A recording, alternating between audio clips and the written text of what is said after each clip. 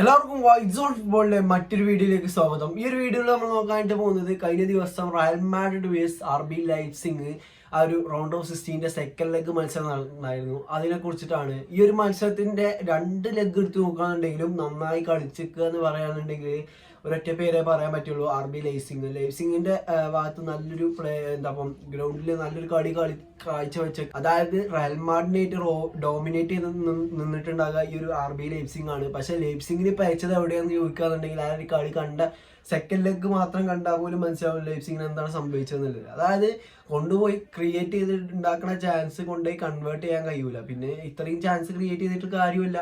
ഏകദേശം ഈ രണ്ട് ലെഗും പാടെ കൂട്ടി നോക്കുമ്പോൾ 35 ഷോട്ടുകൾ ടാർഗറ്റ് കുതിർത്തിട്ടുണ്ട്. അതിൽ ഫസ്റ്റ് ലെഗിൽ നമുക്കറിയാം ലൂനിന്റെ പെർഫോമൻസ് എടുത്ത് പറയേണ്ട ഒരു സംഭവമാണ്. അതുകൊണ്ട് തന്നെയാണ് ഫസ്റ്റ് ലെഗിൽ റയൽ മാഡ്രിഡ് ഗോൾ വഴങ്ങാതെ കഴിച്ചിലായത്. ഫസ്റ്റ് ലെഗിൽ കണ്ടമാനം ഗോൾ പോസിബിലിറ്റീസ് ഈ ഒരു RB ലൈപ്സിഗിന് ഉണ്ടായിരുന്നു. പക്ഷെ ലൂനിന്റെ ആ ഒരു പെർഫോമൻസിനോണ്ട് ഫസ്റ്റ് ലെഗിൽ കഴിച്ചിലായി. അതുപോലെ തന്നെ ആ ഒരു ഫസ്റ്റ് ലെഗിൽ 1-0 എന്നുള്ള മാർജിനിൽ റയൽ മാഡ്രിഡിന് ആ ഒരു ഇബ്രാഹിം ഡിയാസിന്റെ ഇൻഡിവിജ്വൽ ബ്രില്യൻസ് കാരണം വിജയിച്ച് കയറാനും കഴിഞ്ഞിട്ടുണ്ടായിരുന്നു.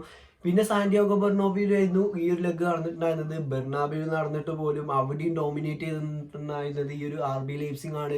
ലൈപ്സിഗിന്റെ ഓരോ ട്രാൻസിഷനിലും റയൽ മാഡ്രിഡിന്റെ ഡിഫൻസ് ഒക്കെ അങ്ങനെ കുലുങ്ങുകയാണ്. അത് അങ്ങനെയാണ് റയൽ മാഡ്രിഡിന്റെ ആകെ ഒരു കൊച്ചു മറിഞ്ഞ അവസ്ഥയായിരുന്നു ആ ഒരു കളിയിൽ എന്നൊക്കെ പറയുന്നുണ്ടെങ്കിൽ. ഈ ഒരു ലാസ്റ്റ് കളി എടുത്ത് നോക്കുകയാണെന്നുണ്ടെങ്കിലും നല്ല അറ്റാക്ക് വൈസും നല്ല ബോൾ കൺട്രോളൊക്കെ ചെയ്തൊന്ന് പിടിച്ച് നിൽക്കാൻ കഴിയുന്നുണ്ടാകുക ഈ ഒരു ലൈപ്സിഗിനെ ആയിരുന്നു എന്നുള്ളതാണ്. പക്ഷേ ഫസ്റ്റ് ഹാഫിലൊക്കെ നല്ലോണം ഡോമിനേറ്റ് ചെയ്ത് കളിച്ചുകൊണ്ട് സെക്കൻഡ് ഹാഫിലേക്ക് വന്നപ്പോൾ ഈ ഒരു നമുക്കറിയാം റയൽ മാഡ്രിഡിന്റെ സ്വഭാവം എന്ന് പറയുന്നുണ്ടെങ്കിൽ അത്ര വലിയ കളിയൊന്നും കളിച്ചിട്ടുണ്ടാവില്ല. പക്ഷെ ഒരു ചെറിയൊരു മിസ്റ്റേക്ക് എതിർ ടീം നടത്തിയ അത് അവിടെ പോയി ഗോളാവും എന്നുള്ളത് ഉറപ്പാണ്.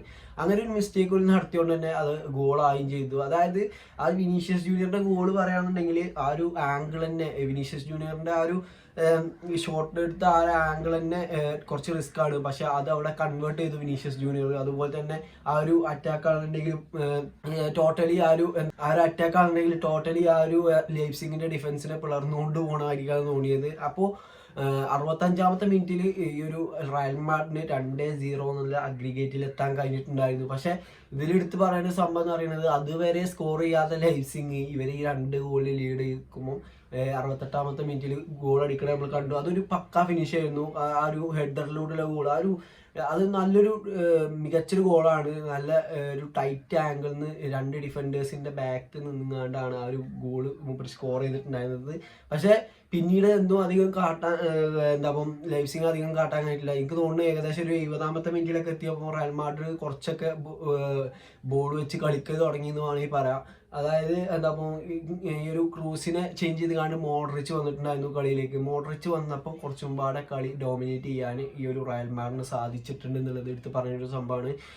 മോഡ്രിച്ച് വന്നപ്പോൾ ഒരു അറ്റാക്കിങ്ങിലൊക്കെ ഒരു കണക്ഷൻ വരൽ തുടങ്ങി എന്ന് വേണമെങ്കിൽ പറയാം. പിന്നെ ആ ഒരു ലെഗിൽ എനിക്ക് ഇഷ്ടപ്പെട്ട മറ്റൊരു പ്ലെയറാണ് പറയുകയാണെന്നുണ്ടെങ്കിൽ വാൽവർദെയാണ്. വാൽവർദെ ആ ഒരു കളിയിൽ ആകെ ഓടിപ്പാട് കളിക്കാന്ന് അറിയില്ല. അറ്റാക്കിങ്ങിലും ഡിഫെൻസീവിലും മിഡിലും എല്ലായിടത്തും ഉണ്ട് മൂപ്പര്.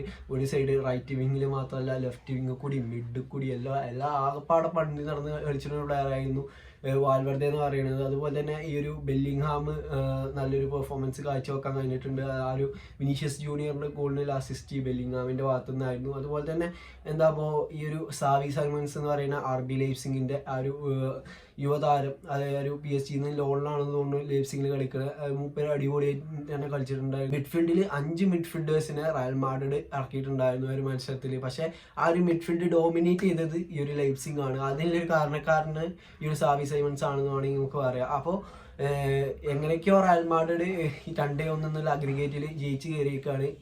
ഈ ഒരു ക്വാർട്ടർ ഫൈനൽ ക്വാളിഫിക്കേഷൻ റയൽ മാഡ്രിഡിന് ലഭിച്ചിട്ടുണ്ട്. ക്വാർട്ടർ ഫൈനലിൽ റയൽ മാഡ്രിഡ് ഉണ്ടാവും.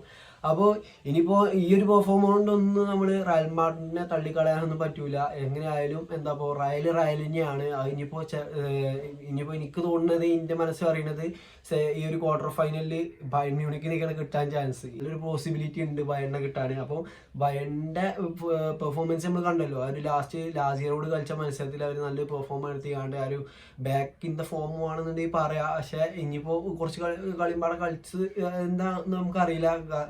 ടോട്ടൽ നോക്കുകയാണെന്നുണ്ടെങ്കിൽ കുറച്ച് ഡൗൺ ആണ് ബയൺ. പക്ഷെ ബയണിനെ കിട്ടാനാണ് ഒരു പോസിബിലിറ്റി. റയലിന് Bayern vs Real quarter final നടക്കാനൊരു ചാൻസ് ഉണ്ട് എന്നുള്ളതാണ് എനിക്ക് തോന്നുന്നത്.